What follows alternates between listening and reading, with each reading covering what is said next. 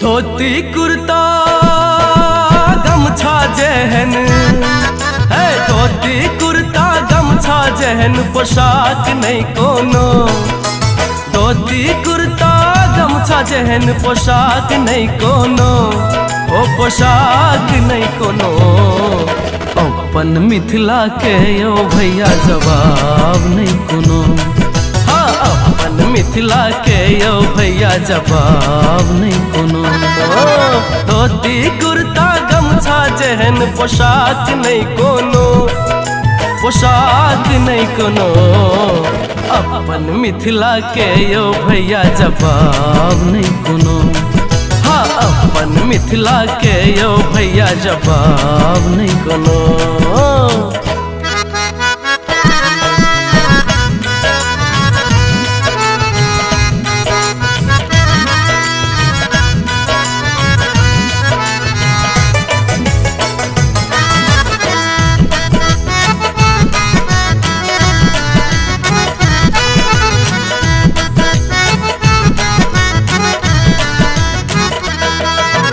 एक से एक तपस्वी ए तो एक से एक भूप छे। मिथिला के संस्कृति दुनिया में अनूप छे।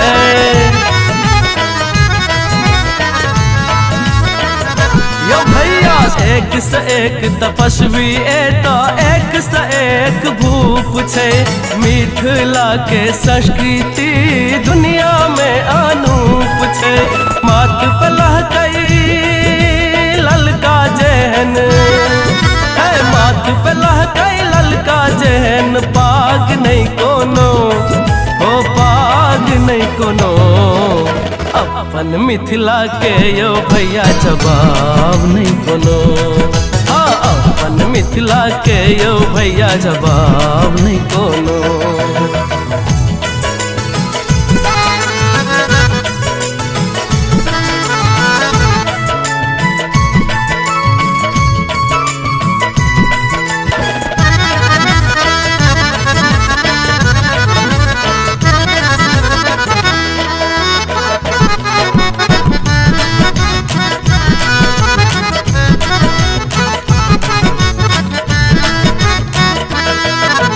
सीता मैया जन्मल ई पावन मिथिला भूमिया। मिथिला वासी छठ स्वयं निपुण आगुणिया।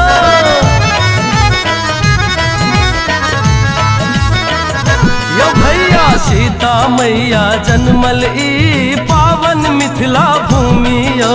मिथिला वासी छठ स्वयं निपुण आगुणिया।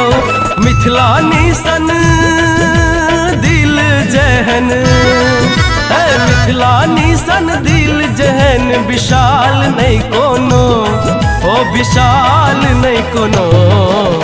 अपन मिथिला के यो भैया जवाब नहीं कोनो। हाँ, अपन मिथिला के यो भैया जवाब नहीं कोनो।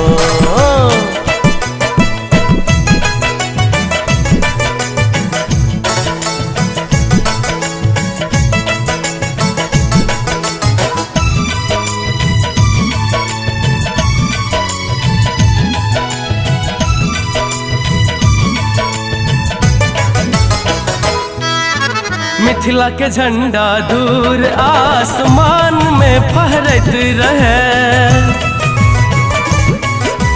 मैथिली भाषा सदैत अहिना जग में गमकैत रहे।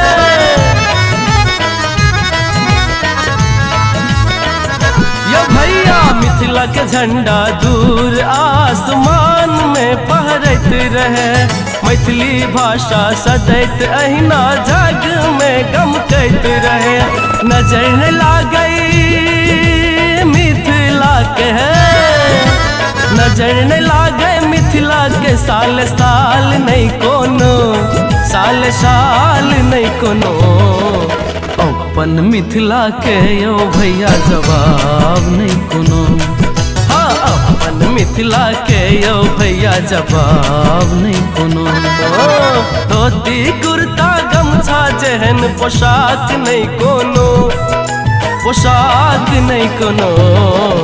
अपन मिथिला के यो भैया जवाब नहीं कोनो। हाँ अपन मिथिला के यो भैया जवाब नहीं कोनो। अपन मिथिला के यो भैया जवाब नहीं कोनो।